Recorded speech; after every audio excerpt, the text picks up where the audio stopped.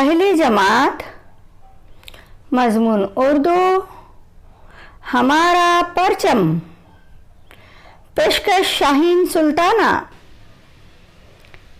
ये हमारा परचम है, इसमें 3 रंग हैं, इसलिए इसे तिरंगा कहते हैं।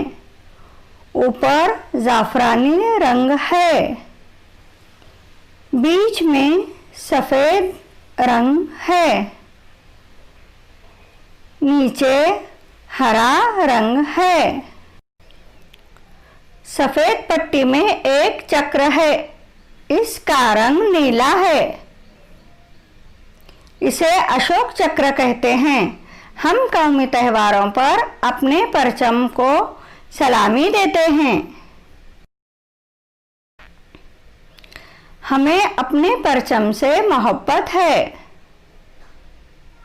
ये हमारे वतन की इज्जत है। परचम, रंग, तिरंगा, जाफरानी, सफ़ेद, हरा।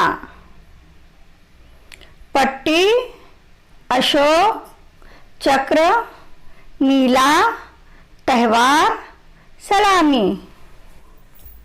खुदा हाफिज़।